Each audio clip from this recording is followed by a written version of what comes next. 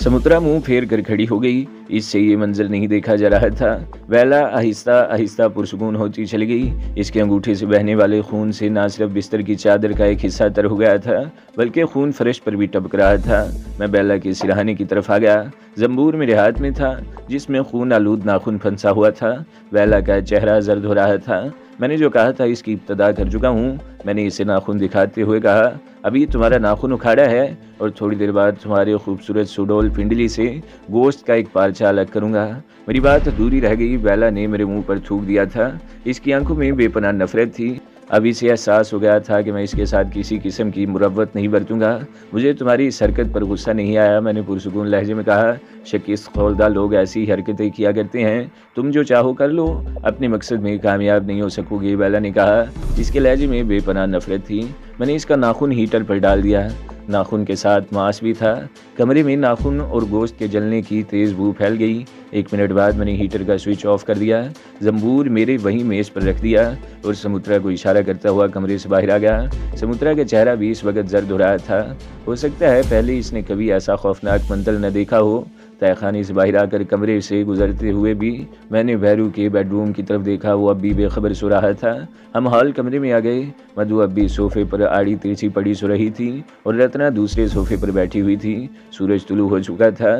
धूप की किरणें खिड़कियों के रास्ते अंदर आ रही थी। समुद्रा रत्ना के पास बैठी सरगोशियों में इसे तहखाने में होने वाले वाक़ये के बारे में बता रही थी और वो दोनों की नखियों से कभी कभी मेरी तरफ भी देख रही थी। मैं तो अपने कमरे में जाकर सो रहा हूँ, भाई कोई मुझे जगाने की कोशिश न करे। मैंने उठते हुए कहा, नाश्ता करके सोना, मैं किचन में जा रही हूँ। रत्ना एकदम उठ खड़ी हुई और फिर 1 घंटे बाद मैं नाश्ता करके उठ गया। बेला को भी नाश्ता करा दो और इसके ज़ख्म की ड्रेसिंग भी कर दो, मैंने समुद्रा की तरफ देखते हुए कहा, और इसे अभी तहखाने में ही रहने देना और इस बात का ख्याल रखना कि भैरू इसके करीब न जाने पाए। बेला से अभी मैंने बहुत कुछ पूछना है। वो हमारे लिए इस वक्त तक अहम है जब तक नागराज का पता नहीं बता देती। मैं अपने कमरे में आ गया। बिस्तर पर लेटते हुए भी मैंने बेला ही के बारे में सोचा। वो वाकई बहुत सख्त जान साबित हुई थी। इस तरह किसी आदमी का नाखून उखाड़ा जाता तो सबसे पहले वो 2 घंटे भर के लिए बेहोश हो जाता और फिर होश में आने के बाद फर बोलने लगता। मगर बेला ना सिर्फ ये अजियत बर्दाश्त कर गई थी, बल्कि मेरे मुंह पर थूक कर ये साबित करने की कोशिश भी की थी कि वो बड़े मजबूत असाब की मालिका है। यही सब कुछ सोचते हुए मैं सो गया और फिर मेरी आंख शाम के वक्त ही खुली थी। मैं उठकर हॉल कमरे में आया तो पंडित भैरू भी वहाँ मौजूद था। इस वक्त बड़े खुशगवार मूड में नजर आ रहा था। वंडरफुल मैन, वो मुझे देखते ही चहका, बेला को बंदी खाने में लाकर तुमने नागराज के खिलाफ आधी जंग जीत ली है। आधी युद्ध तो मैंने इसी रोज जीत ली थी जब पहली मर्तबा अडेला मंदिर में नागराज के सामने से फरार हुआ था और इसके आदमी मेरा सुराग नहीं लगा सके थे। बीच की सारी लड़ाई तो महज एक दूसरे की कुव्वत आजमाई के लिए लड़ी जा रही थी, मैंने कहा, और आजमाइश में तुमने इसकी कमर तोड़ दी। भैरू ने हल्का सा कहका लगाया, फिर बोला, समुद्रा ने मुझे सब कुछ बता दिया है। जयपुर में राणा शमशेर सिंह को अपनी पैलेस की बर्बादी की इतला मिल सकी होगी। हो सकता है वो यहाँ पहुँच भी गया हो। तुम राणा शमशेर सिंह को नहीं जानते।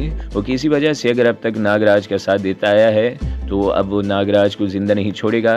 वो तो इसे पाताल से भी ढूंढ निकालेगा। इससे पहले मैं नागराज तक पहुंचना चाहता हूं। मैंने कहा, जरूर पहुंचो, मगर ये बेला, जब तक मैं न कहूं तुम इसे हाथ नहीं लगाओगे। मैंने इसकी बात काट दी। इसे देखकर मेरा खून खौल उठता है। मन चाहता है इसकी टांगें चीर कर फेंक दूं, मगर तुम कहते हो तो मैं इसे कुछ नहीं कहूँगा, मगर इसके करीब भी नहीं जाऊँगा जब तक तुम इजाज़त नहीं दोगे। 2-4 दिन और इंतज़ार कर लूँगा। बहुत हिसाब करना है, मैंने इससे भैरू ने कहा। मैं गौर से भैरू की तरफ देख रहा था। इसके चेहरे के तासुरात इसके अंदरूनी कैफियत का इजहार कर रहे थे। इसने अगरचे कह दिया था कि वो 2-4 दिन इंतज़ार करेगा, मगर मुझे शुबा था कि वो ऐसा नहीं कर सकेगा। मुझे होशियार रहने की ज़रूरत थी। बेला इस वक्त मेरे लिए बहुत अहम थी। नागराज के तमाम अहम आदमी एक एक करके मेरे हाथों मारे जा चुके थे। अब सिर्फ बेला ही एक ऐसी हस्ती थी जो इसकी खुफिया पनाहगाह के बारे में जानती थी और मैं इसे हाथ से नहीं खोना चाहता था। 3 दिन गुजर गए। इस दौरान बेला को तहखाने से निकाल कर ऊपर ले आया गया। मैंने इसके लिए अपने साथ वाले कमरे का इंतखाब किया। ये कमरा साइज में मेरे बेडरूम से दुगना था। इसमें वॉल टू वॉल कारपेट बिछा हुआ था। फर्नीचर नाम की कोई चीज़ नहीं थी। कालीन के अतराफ में गाँव तकी और खूबसूरत कुशन रखे हुए थे। समुद्रा ने बताया कि भैरू जब मूड में होता तो इस कमरे में महफिल जमाया करता था, लेकिन ललिता की मौत के बाद इसने यहाँ बैठना छोड़ दिया। मंदिर वाले बंगले में रहते हुए मैं अंदाज़ा लगा चुका था कि भैरू समुद्रा के मुकाबले में ललिता को ज़्यादा चाहता था। ललिता ख़त्म हो गई थी तो इसका दिल भी शायद बुझ गया था। सुना था समुद्रा भी बहुत अच्छी रुक़ासा थी, लेकिन अभी तक मुझे इसका डांस देखने का इत्तेफाक नहीं हुआ था। बहरहाल इस बड़े कमरे में एक बेड लगाकर मैंने बेला को वहाँ मुंतकिल कर दिया था और बैठने के लिए बेड के करीब 1-2 कुर्सियाँ भी डलवा दी थी। अंगूठे का नाखून उखाड़ने के बाद मैंने बेला के साथ और कोई ज़्यादती नहीं की थी। ताहम मैं बाज़ औक़ात 2-2, 3-3 घंटे इसके पास बैठा रहता। मैं इसे बातों से कायल करने की कोशिश कर रहा था, नफ्सियाती हर्बे इस्तेमाल कर रहा था, मगर वो टस से मस नहीं हुई। इसके बरक्स वो मुझे पट्टी पढ़ाने की कोशिश कर रही थी कि अगर मैं इनके साथ शामिल हो जाऊं तो मेरे कदमों में दौलत के अंबार लगा दिए जाएंगे। हिंदुस्तान की हसीन तरीन लड़कियां मेरी सेवा करेंगी। मेरा ख्याल था बेला वक़्त गुजारने की कोशिश कर रही थी, लेकिन मेरे पास वक़्त नहीं था। अब मुझे हर सूरत में इसकी ज़ुबान खुलवानी थी। अब मैं तुम्हें सिर्फ 24 घंटे की मोहलत दे रहा हूँ। मैंने इस रोज़ बेला से बातों का सिलसिला ख़त्म करते हुए कहा, अगर इन 24 घंटों के अंदर अंदर तुमने अज़ खुद ज़ुबान खोल दी तो ठीक है, बसूरत दीगर मैं तुम्हें फिर तहखाने में ले जाऊँगा और तुम्हारी बोटियाँ काट काट कर फेंकता रहूँगा। मेरा हाथ इस वक्त तक नहीं रुकेगा जब तक तुम ज़ुबान नहीं खोलोगी। मैं बेला को ये वार्निंग देकर कमरे से बाहर आ गया। इन 3-4 दिनों के दौरान मैंने शहर के हालात पर भी निगाह रखी थी। 2 मरतबा मैं खुद बाहर आया था। एक मरतबा रत्ना और समुद्रा घूम फिर कर आई थी और इस दौरान चंद दिलचस्प बातों का इंकशाफ हुआ था। राणा शमशेर सिंह इतला मिलते ही जयपुर से वापस आ गया। इसके आने से पहले पानी पैलेस के हर हिस्से में फैल चुका था और पैलेस की हर चीज़ तबाह हो चुकी थी। करोड़ों रुपए का नुकसान हुआ था। पहले तो मुझे भी इस बात पर हैरत हुई थी कि इतना पानी कहाँ से आ रहा था, लेकिन बाद में इंकशाफ हुआ कि पैलेस के पीछे तकरीबन 1 फरलांग के फासले पर बहने वाली नहर तक ज़ेरे ज़मीन पाइपलाइन बिछाकर पानी पैलेस तक लाने का बंदोबस्त किया गया था और ये सारे इंतज़ाम पैलेस की तामीर के वक़्त ही किया गया था। इस किस्म के तमाम ख़तरनाक शोबों को इसी कंट्रोल रूम से हैंडल किया जाता था। उस रात बेला ने एक बटन दबाकर नहर की पाइपलाइन का वाल्व खोल दिया था, मगर इसे बंद नहीं किया था, जिसके नतीजे में पानी पैलेस के कमरों में बढ़ता रहा। इसका इंकशाफ कई घंटों बाद हुआ था और राणा शमशेर सिंह को इतला दे दी गई थी और इसके आने तक सब कुछ तबाह हो चुका था और अब राणा शमशेर सिंह के आदमी बड़ी सरगर्मी से नागराज को तलाश कर रहे थे, जबकि मैं इनसे पहले नागराज तक पहुंचना चाहता था। दूसरा इंकशाफ ये हुआ कि उस रात जब मैं और मधु शक्ति के साथ राणा पैलेस की तरफ जा रहे थे राणा पैलेस की तरफ जा रहे थे और रास्ते में पुलिस को देखकर मैं और मधु कार से कूद गए थे और बाद में हमने गोली चलने की आवाज़ सुनी थी। शक्ति गोली लगने से जख्मी हुआ था और माउंट आबू के सरकारी अस्पताल में पड़ा था। जब से मुझे शक्ति के बारे में पता चला था, मैं इसे अस्पताल से निकालने के मंसूबे बना रहा था और आखिरकार ये तय पाया था कि आज शाम मैं और मधु डॉक्टर और नर्स के भेस में जाएंगे और शक्ति को वहाँ से निकालने की कोशिश करेंगे। मैंने इस सिलसिले में कुछ मालूमात भी हासिल कर ली थी और डॉक्टर और नर्स के कपड़ों और दूसरी मुतल्लिका चीज़ों का भी इंतज़ाम कर लिया था। शाम 7 बजे नर्सों और डॉक्टरों की ड्यूटी तब्दील होती थी। शाम 7 बजे आने वाला स्टाफ सुबह 7 बजे तक ड्यूटी पर रहता था। मैंने शक्ति वाले वार्ड में ड्यूटी देने वाले डॉक्टर का पता चला लिया और इसे 5,000 रुपये देकर इस बात पर आमादा कर लिया कि वो नर्स को साल लेकर कम से कम 2 घंटों के लिए अस्पताल से गायब हो जाएगा। डॉक्टर को महीने भर की तनख्वाह 4,000 रुपये मिलती थी। 2 घंटों के लिए 5,000 वाली बात तो इसने ख्वाब में भी नहीं सोची होगी। शक्ति को अस्पताल के जिस वार्ड में रखा गया था, इसके दोनों दरवाज़ों पर पुलिस का पहरा था। ऐसी सूरत में अस्पताल में दाखिल होना और शक्ति को वहाँ से निकालने की कोशिश करना खतरे से खाली नहीं था। हमारी अपनी जानों का भी खतरा था, मगर मैं शक्ति के लिए ये रिस्क लेने को तैयार था। इसने मेरे लिए बहुत काम किए थे और मैं इससे अभी और काम लेना चाहता था। मैं और मधु 8:30 बजे फिएट पर बंगले से निकले। मधु नर्स की सफ़ेद यूनिफॉर्म में बहुत अच्छी लग रही थी। मैंने पैंट शर्ट पर सफ़ेद गाउन पहन रखा था। गाउन की जेब में स्टेथोस्कोप रखा हुआ था। कार मैंने अस्पताल के पिछले दरवाजे के सामने खड़ी कर दी। अस्पताल के दरवाजे में दाखिल होने से पहले मैंने जेब से सफ़ेद शीशों वाली ऐनक निकाल कर आंखों पर लगा ली और स्टेथोस्कोप को जेब से निकाल कर गले में लटका लिया। मधु ने भी आंखों पर ऐनक लगा ली थी। रात 9 बजे नाइट ड्यूटी के डॉक्टर अपने अपने वार्ड में आखिरी राउंड लगाया करते थे। प्रोग्राम के मुताबिक डॉक्टर मदन को वार्ड की नर्स के साथ 8:30 बजे वहां से चले जाना था। पिस्तौल मेरी पतलून की जेब में थी और मधु ने भी अपने लिबास में पिस्तौल छुपा रखा था। अस्पताल में दाखिल होते हुए हम दोनों के दिल बड़ी तेजी से धड़क रहे थे। मधु के चेहरे की रंगत किसी हद तक मुतगय्यर हो रही थी। मधु के हवाले से एक बात मैंने खास तौर पर नोट की थी कि वो बाहौसला लड़की थी, खतरात से नहीं घबराती थी, आग में भी कूद पड़ती थी। वो अलग बात है कि जब किसी मुसीबत में फंस जाती तो इसकी जान निकल जाती थी। हम आपस में बात करते हुए वार्ड में दाखिल हो गए। इस तरफ दोनों पुलिस वाले दरवाजे के सामने बेंच पर बैठे गप्पे हाँक रहे थे। इनमें से एक ने उलझी हुई नज़रों से हमारी तरफ देखा मगर बोला कुछ नहीं। वार्ड में दाखिल होते ही मैंने इधर उधर देखा। शक्ति दूसरी तरफ चौथे बेड पर था। हमने दूसरी कतार के मरीजों को चेक करना शुरू कर दिया। मैं चार्ट उठाकर देखता, फिर चार्ट मधु के हवाले कर देता और मरीज से चंद सवालात करता और आगे बढ़ जाता। मैंने महसूस किया था कि शक्ति बड़ी गहरी नज़रों से हमारी तरफ देख रहा था और जब हम इसके बेड के करीब पहुंचे तो इसकी आंखों में चमक सी उभर आई। गुरु तुम खामोश, मैंने इसे टोक दिया। तुम्हारा जख्म कैसा है? ठीक नहीं है डॉक्टर, शक्ति ने कदरी ऊंची आवाज़ में कहा। गोली इसकी रान में लगी थी। मैंने इसकी पट्टी खोल दी। जख्म के इर्द गिर्द नीलाहट सी थी। इस वक्त एक पुलिस वाला भी करीब आकर खड़ा हो गया। नर्स, मैंने मधु की तरफ देखा। इसे फ़ौरन ऑपरेशन थिएटर में पहुंचा दो, जख्म में जहर फैल रहा है, फ़ौरन ऑपरेशन करना ज़रूरी है। यस डॉक्टर, मधु ने जवाब दिया।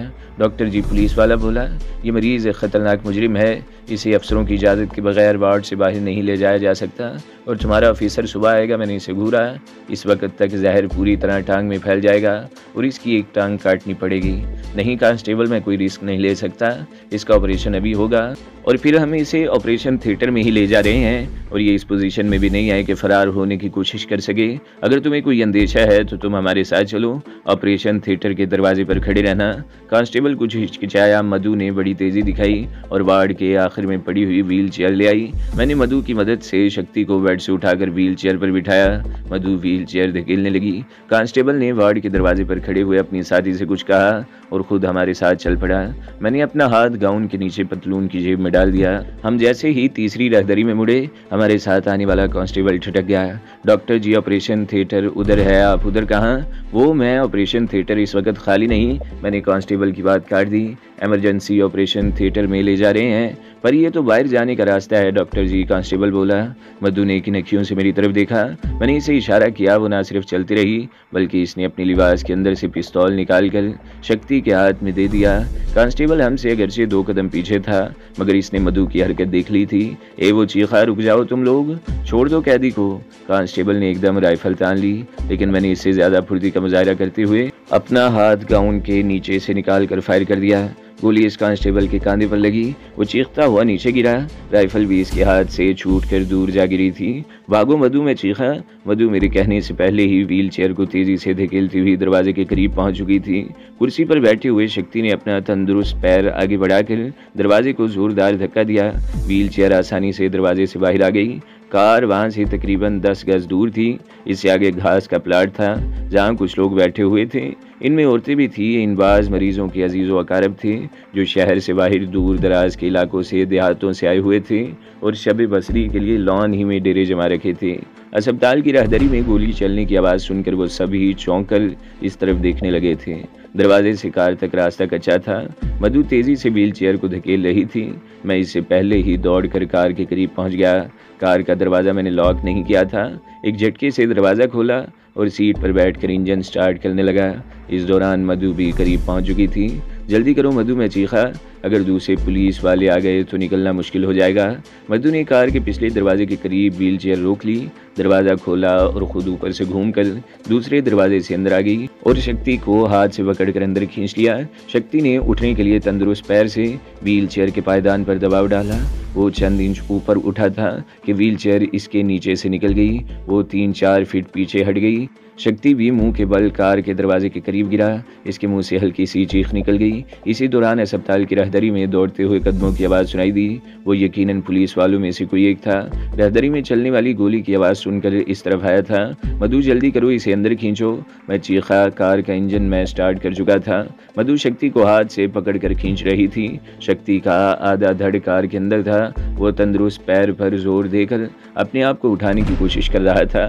इस दौरान राहदरी का दरवाज़ा एक धमाके से खुला। एक पुलिस वाला बरामद हुआ।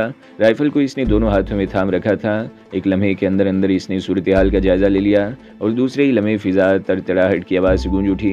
इसके साथ ही शक्ति और मधु की चीखों की आवाज़ भी फिजा में फैल गई। मैंने पीछे मुड़कर देखा। मधु सीट पर औंधी पड़ी थी। इसके दोनों हाथ सर पर थे, जैसे सर को मुमकिन चोट से बचाने की कोशिश कर रही हो, और शक्ति कार से बाहर गिर चुका था। इसका बदन गोलियों से छलनी हो गया था। मैंने 1 सेकंड के 1000वें हिस्से में फैसला कर लिया और क्लच पेडल पर रखा हुआ पैर उठा लिया। कार एक जोरदार झटके से उछलकर आगे बढ़ी। लॉन में बैठे हुए लोगों में भगदड़ सी मच गई। लोग बदहवास होकर इधर उधर दौड़ने लगे। एक आदमी कार से टकरा कर दूर जा गिरा था। ये भी गनीमत थी कि वो कार के नीचे नहीं आया था।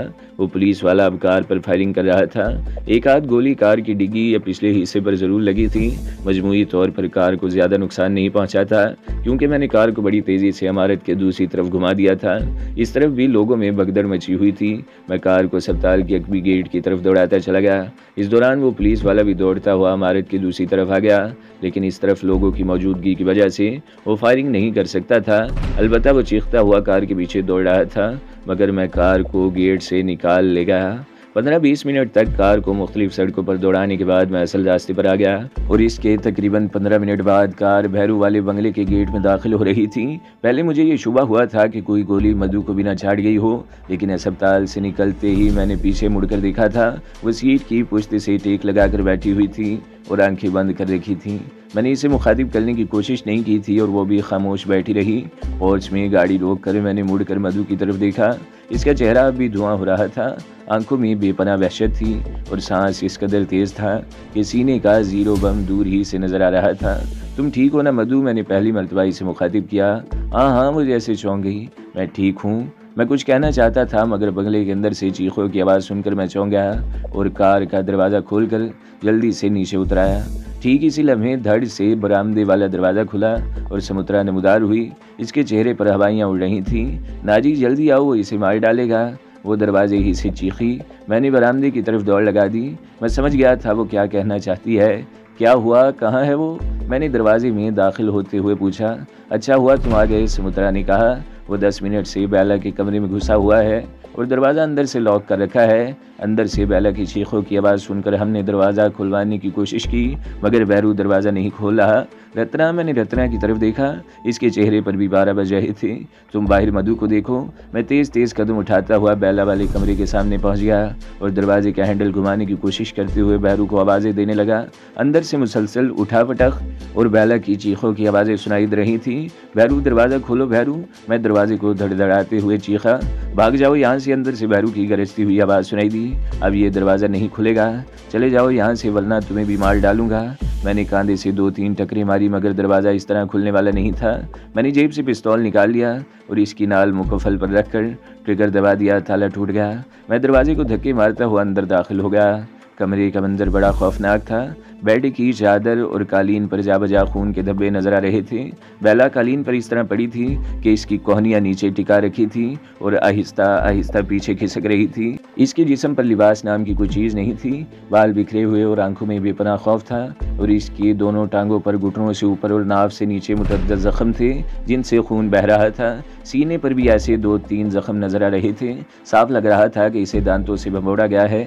वो चीखती हुई आहिस्ता आहिस्ता पीछे दीवार की तरफ सिरक रही थी और भैरू इससे 3-4 कदम के फासले पर था और आहिस्ता आहिस्ता इसकी तरफ बढ़ रहा था। इसके दोनों हाथ और मुंह खून आलूद थे।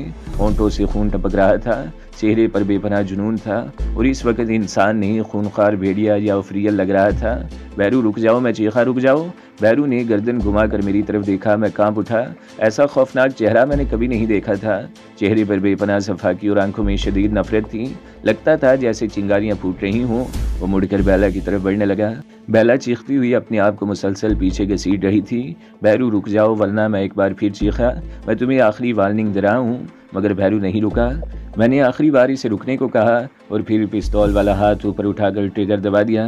गोली इसके पहलू में लगी। वो चीख उठा। इसका एक हाथ पहलू पर इस जगह पहुंच गया जहां गोली लगी थी और फिर भैंसे की तरह टकराता हुआ मेरी तरफ बढ़ा।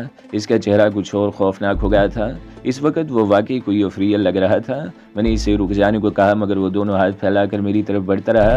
मैं पे दर पे पिस्तौल का ट्रिगर दबाता चला गया। पिस्तौल में मौजूद बाकी 4 गोलियां भी भैरू के सीने में पेवस्त हो गईं, लेकिन लगता था जैसे इस देवजात पर पिस्तौल की गोलियों का कोई असर न हुआ हो। वो 2 कदम और आगे बढ़ाया और फिर लड़खड़ा गया। चलने में संभलने की कोशिश करता रहा, फिर कटे हुए दरख्त की तरह लहरा के नीचे गिरा और इसके जिस्म से बहने वाला खून कालीन में जज़ब होने लगा। तो दोस्तों, अगली किस्त सुनने के लिए हमारे चैनल को ज़रूर सब्सक्राइब करें, वीडियो को लाइक करें और बेल के आइकन पर भी क्लिक कर दें, ताकि हर जो आने वाली वीडियोज़ हैं वो आपको सबसे पहले मिलती रहें।